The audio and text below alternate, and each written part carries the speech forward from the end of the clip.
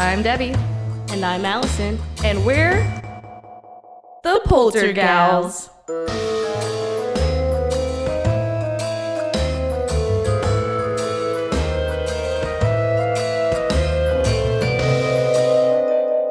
Spooky. Hi, I'm Debbie. And I'm Alison. And we're the Poltergals. Welcome back to another episode of the Poltergals. And this time we're doing another revisit episode. Yeah. We're so excited. Alison actually came across some new research, and as we talk about on many episodes, there's just so much information. Sometimes we have to do a deep dive. In this case, we are doing the Bell Witch Cave, or the Bell Witch Farm, or we're doing the conglomeration of Bell Witch items and things and Bell Witches. In fact, witches shaped like bells. No, I'm kidding. No. Alison, how have you been? My whole week is thrown off. Yeah, we've been freezing here in Texas, guys. Yeah. It's not been looking good. No. We thought we were going to be Polter pals for a second there. Well, you might thought that. I was safe and sound in my house. No, I was also safe and sound in my house. We canceled work for the last 2 days, so me and Alison are slightly behind, but we have fun things happening this weekend. We're finally going to get that fun bonus content we've been talking about forever. That's this weekend, so watch out, content coming soon. Well, I mean, again, this will be in the future. So. Yeah, by the time this one released, we have gotten all kinds of content. Hopefully, you guys have been keeping up with it. Mm-hmm. If not, there should be an unedited version of the paranormal investigation that I went on with the crew. Your spooky crew. Your spooky crew. Yeah, I'm super excited. And I'm going to be getting some content from Ashley Flowers from the Deck podcast. So that's super exciting. I'm really looking forward to it. I don't know how much information I can actually share with you guys. Like, I'm not going to record the show or anything, but I might do some behind the scenes or some pictures or something and post it. Because I don't want to break any laws. Don't sue us, Ashley Flowers. We love you. Anyway, so that'll be fun. So yeah, that's great. We didn't freeze to death. We are here live in the studio, and Alison actually has a book for us this week. Tell us. Yeah. So I found this story randomly coming across. I was just trying to download a lot of free ghost books. Books, TM. One of them was actually based off of the Bell Witch Farm / Cave. Mm-hmm. A lot of it is stuff that we have already found and talked about, but there is some stuff that is relatively new. But I think this helps with some of the hauntings that we have been talking about. Mm-hmm. So to back it up and as to why it's there. So, as usual, a little bit of the history, which luckily this book also helps with. The story takes place in the 1800s with the Bell family, which was in Adams, Tennessee. John was a farmer, and he acquired some land in Robertson County in Tennessee. He then moved his family that was located in North Carolina to this land that was purchased in the 19th century.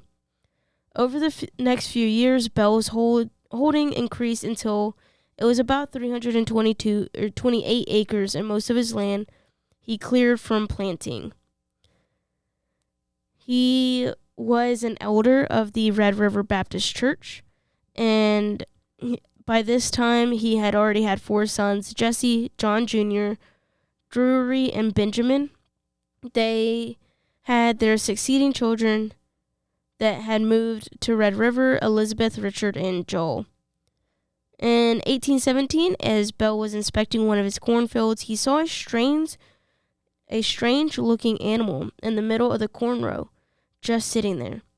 When he then came closer, he was shocked by his appearance. It had the body of a dog and a rabbit's head, and in his shock, he had shot several times. The animal was then driven away by the gunshots and vanished, never to be found again. Bell didn't think much more about what he had seen until supper. The Bells had heard beating sounds right outside their log house walls. So that was a little like thing from there as far as the Mm. plants is for what John himself had seen. Oh, so this goes more on the family. So Yes, last so- time we kind of talked more specifically about the cave, Yeah. and then just kind of like the hauntings of the family. But that's interesting. Yeah, so this definitely goes into a deeper dive into the family. Mm-hmm. And a lot of it is surrounded by the family. Yeah, because John died in 1820 in December. Mhm. So he died. So what triggered John, though, was that when his family reported the sounds on the house, it actually made him worried. Mm-hmm. And what this says is that every night, increasing in noise and in frequency, Bell often hurried outside with his sons to catch whoever was behind it.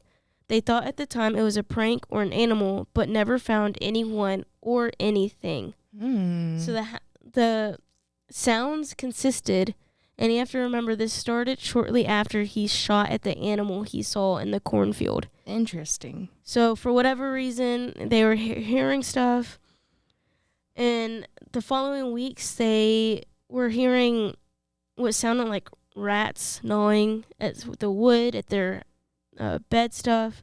Mm-hmm. Their bed covers were getting pulled off, and it was just like they thought it was someone pulling at them. And But- then originally we talked about like this is where they thought it was person or the yes, the witch of Kate or whatever they called Yes. her. Yeah. yes, and it does get into Kate, but this at this point was just this unknown force that they couldn't see An or entity. anything. Yeah, an entity that was just pulling at them. As time then moved on, instead of getting better, things actually got much worse for them. Voices and faint whispers could be heard, and it was actually very faint. They seemed like to be singing hymns by a like a woman, like an older woman. Mm-hmm. It continued to escalate, and to the Bell's daughter, Betsy, she started to experience violent encounters with an unseen entity. She would then feel someone pulling her hair and being slapped repeatedly, leaving bruises and marks. John thought that the family...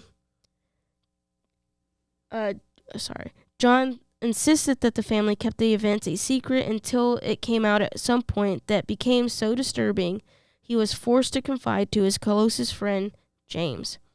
James and his wife was then staying the night at the Bells' home and experienced some disturbing, frightful experience as the Bells had. James had reached his limits once the bed covers were removed and was also slapped repeatedly. Wow. Terrifying. He then sprang out of the bed, and his exact words were, "In the Lord's name, who are you and what do you want?" No one responded to his exclamation, but the rest of the night was relatively quiet after that. After they had left, the voice continued to become louder, and it sang and even recited scriptures, and it had intelligent conversation. Once it had even word for word quoted a sermon being preached at exactly the same day and time that was happening 13 miles away. Interesting. The phenomenon then spread outside Bell's settlement up into Nashville, as to which this is an interesting figure that we all know about. Who knew? General Andrew Jackson. Wow. He's on the $20 bill, baby. Yeah. So he caught wind of it and then went to the house himself.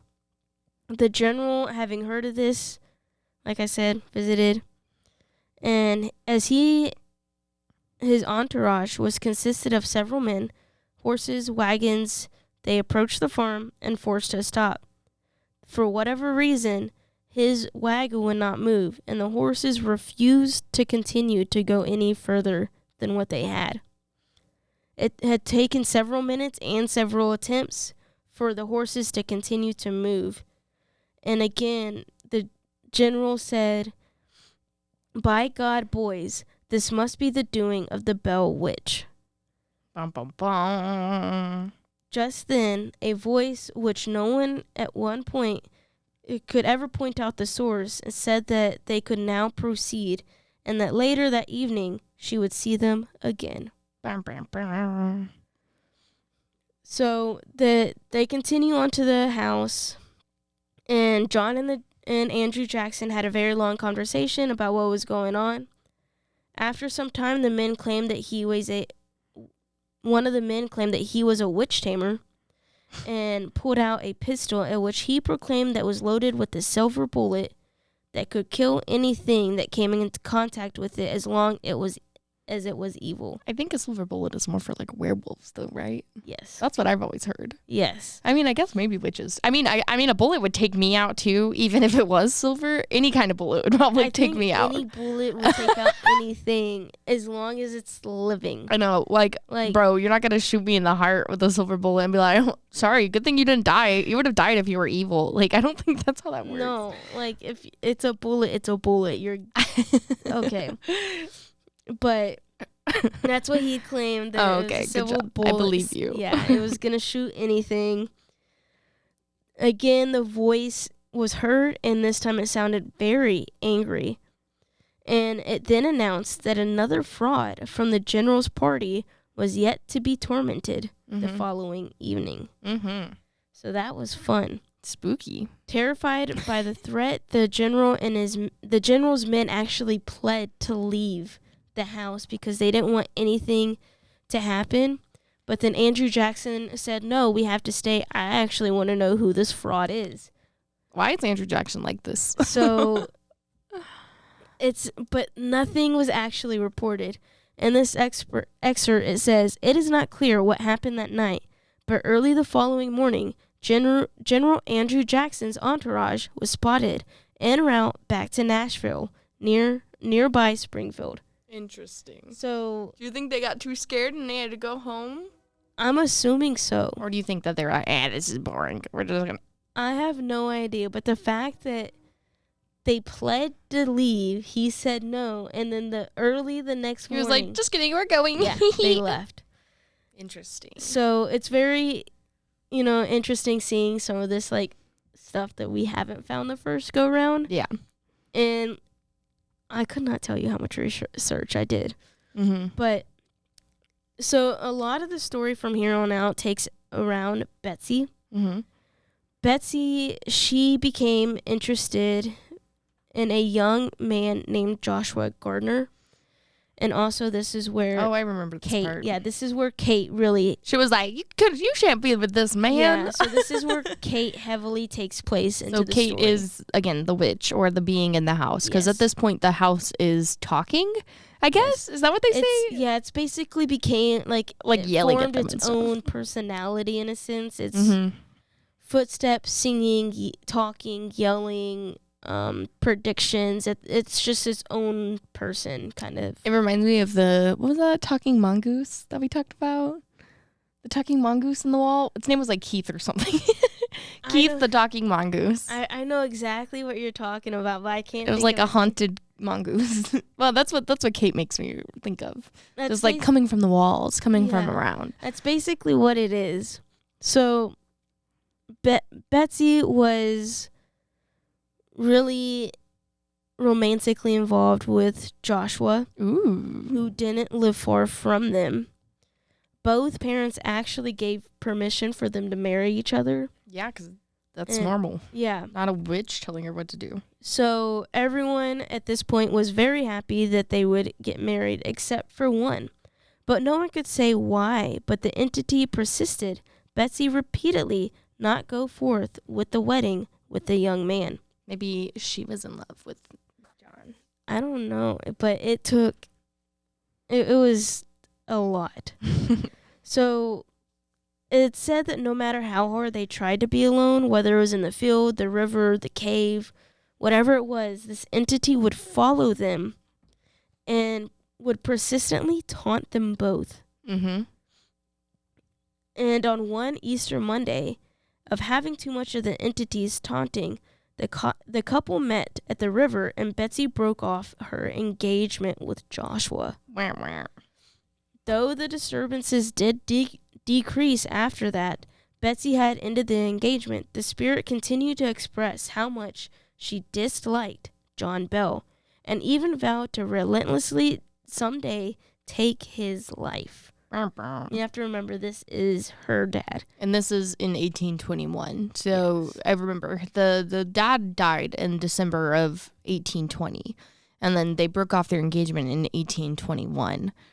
This is whenever she ended up breaking that off. So her father had already died. So she was already claiming that she had taken her father's life, and then she was also going to take her love's life. Yes. And it's exactly what was said in the story, that, he was dying, was for that year experiencing basically just a lot of illness, health issues, and had fallen.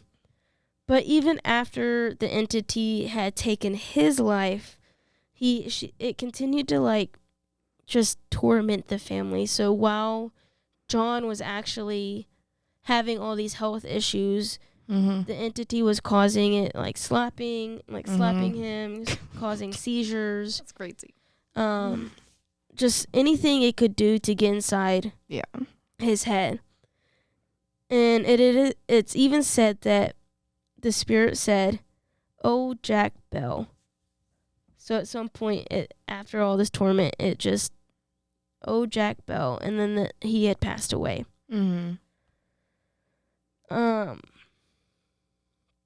But some accounts say that the witch is a girl that John Bell had cheated on. Yeah, it was like a neighbor or something, right? So, and this is kind of why it's circulating as to who Kate is.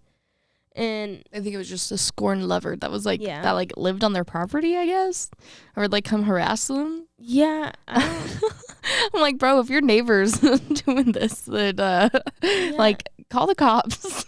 But the thing is, there's so many speculations. So this one says that it was a witch is a girl that he cheated on, and others says that John had miraculously killed sometime before.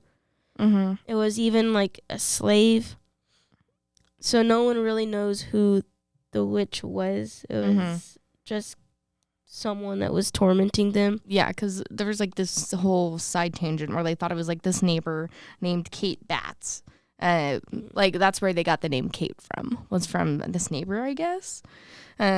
Which I don't understand that either. So I don't know.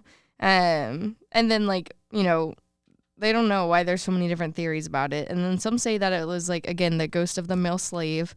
Or others say that he cheated on someone in North Carolina. You're wearing a North Carolina shirt, Alison. I don't know why you keep doing this. I do it by accident, I promise. So he cheated on someone in North Carolina who came back from beyond the grave to haunt him. And then there was the neighbor theory. So I don't know.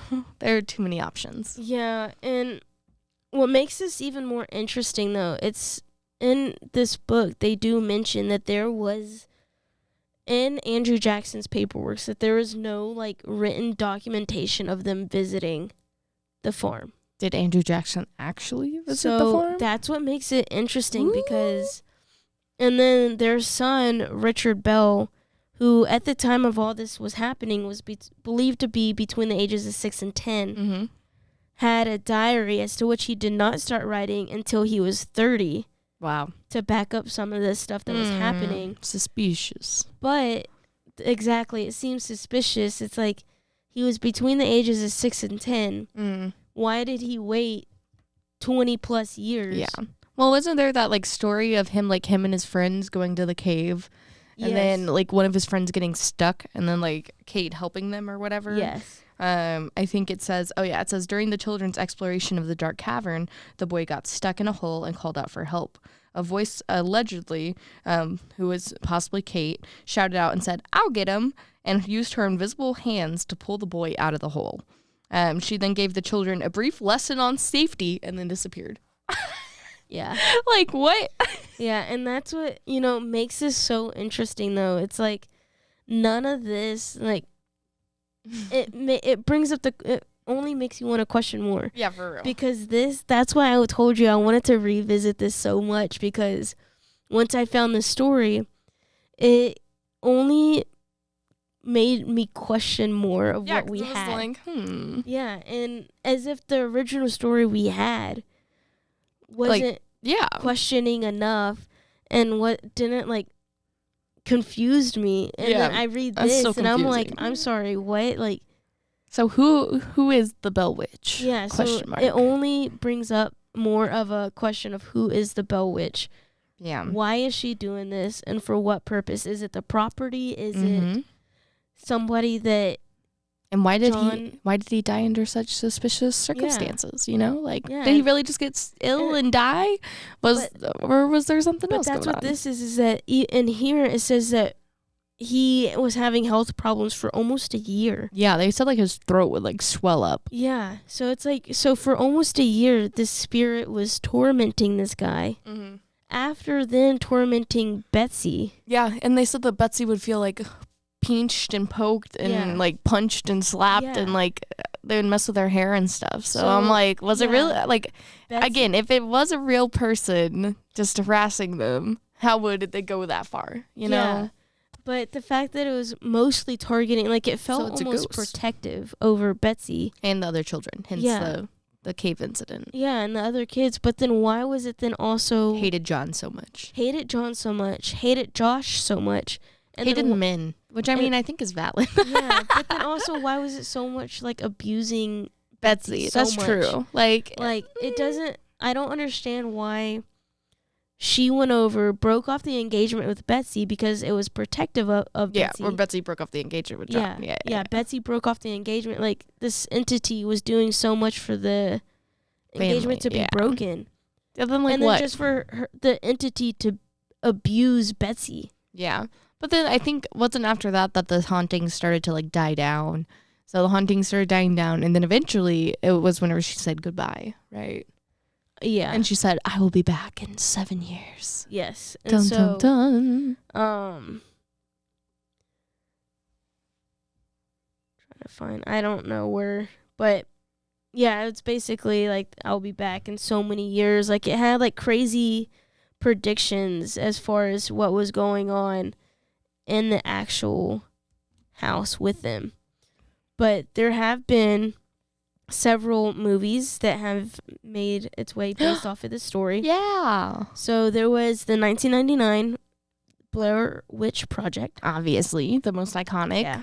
The 2004 Bell Witch Haunting. Boom, boom, boom. In 2005, An American Haunting. 2007, the Bell Witch, the movie. And in the most latest, 2013, the Bell Witch Haunting. Wow. So, yeah. Fancy. Yeah, so it was pretty interesting seeing how all this happened and a little bit of the breakdown of really what we kind of found. Yeah. And then filling in some of those gaps. But like I said, some of those gaps have just been like, it brings a bigger question. Yeah. And it's kind of like, I don't know, man. And I mean, the whole thing, like when you have a cave on your property, like that's already kind of spooky. And I mean, again, as we always say, this is in the 1800s, so that's the spookiest of times to live. And like things were as documented, as we always talk about, like things weren't as documented back then. So we don't know what the real story is. So again, it's kind of like, I'm sure this is kind of one of those things where it's become speculation, it's become lore, it's become legends, it's been passed down. But also, it's just going to, you know, be scary. Yeah, and I think it's interesting. Just kind of like what you were saying, living in this time period, because so many people did believe in some of the spiritualism was at an all-time high. Yeah, they believed in this, like the legends, the stories that were being told, and now to us, like hearing them, it's like, oh yeah, that's that thing. Yeah, something. But it's also like there's so many variations of the story. Yeah, exactly. But, yeah. Yeah, but that's the story of the Bell Witch. And I think you guys, like, again, the whole idea behind it is it's a story that people like to tell. It's a story of a Southern gentleman, a Southern family. It's kind of like, it's a period piece on its own, you know? Yeah. And that's the reason why so many movies have been made about it, because it's kind of like, it's a artifact of the time, you know? Like spooky farm, spooky cavern, spooky things happening. Like, it just kind of happened back then. And again, now there's so many movies about it. It's kind of become a part of pop culture. So kind of like what we talked about, like with Amityville Horror House, what we talked about with the Cecil Hotel. Oh, spoiler alert. We might be doing another Cecil Hotel episode coming soon. Anyway, so I mean, like, again, it's just kind of become a part of the lore itself. But it's very interesting to think about. Was it Kate? Was it a neighbor? Was it a ghost? Was it actually a witch? Like, hello? You never know. I think I went through everything that we talked about before. It pretty much did. And it's just, you know, especially the whole Andrew Jackson thing. Yeah, I didn't know about that. We didn't talk about that. No, and that's one thing that was interesting to find. And for them not to have like any written record, but it said that it was there. Yeah, and then didn't you say there was like paperwork or something, or like an excerpt? Like in here, that's what they're saying, is that there was a book called Unauthenticated History of Bell Witch. Interesting. In which he claimed, it says 75 years after the said haunting, Martin Ingram published a book called Unauthenticated History of Bell Witch, in which he claims that it was indeed true because he got all of his information from John Bell Sr. From his son's diary. Interesting. But then it's also the diary that was made like 20 years after. Yes, it's always the diary. It's also the diary. Suspicious. So that's why it's like... This is giving me Amityville vibes. Yeah, it's very... Was the account made up before or after? Yeah, it's very word of mouth, and it's what parts of the story are actually true. But that's why I don't understand is that it, like, there's nothing there, but it said that he was there, but then he wasn't. Maybe he was. Maybe he wasn't. So maybe it's like one of those unofficial things. Maybe. Or maybe it was all made up. Maybe. Because that's, you know what? When was Andrew Jackson president? What number was he? I'm going to say he was the 16th president. Tell me if I'm right or wrong. Let's see. When was the Andrew Jackson? I was actually about to put Andrew Jackson. The Andrew Jackson. Right there. 1829 to 1837. Yeah, so right around this, because this was set in the 1820s. Well, he didn't become president. Well, no, 1829. It says March 4th of 1829. But this was before he was president. This probably would have happened before. This is general. Yeah, so he was a general. So he wasn't the president yet. Yeah, he wasn't the president yet. So, of course, maybe there wouldn't be any documents on it because, you know, he was just a general dude going for a farm, you know? Yeah. Oh, he was the first man elected from Tennessee to the House of Representatives. Wow. He also served briefly in the Senate. But what number of president was he? It doesn't say. Click on that one right there. This one? No. This one? No, keep going. Right there where it says elected president. He was the 11th. I said 16th. I was close. Wait, the 16th president was Abraham Lincoln, right? No, I'm Debbie. wrong. I don't know anything. How many do we have? Like 45? 46 presidents? I'm so scared right now. I don't even know how many presidents we have. I think we've done too much history for today. But yeah, we hope you guys enjoyed us deep diving back into the Bell Witch. And I guess you guys learned some facts with us about Andrew Jackson. The Andrew of the Jackson. The Andrew of Jackson himself, Mr. $20 bill. Anyway, well, thank you guys for listening to another episode of the Poltergals. Be sure to go check us out on social media, TikTok, Instagram, Facebook, YouTube. Yeah. All of the things. Yeah. All right. Thank you guys. Bye. Bye. You've been listening to The Poltergals, a Rogue Media Network podcast.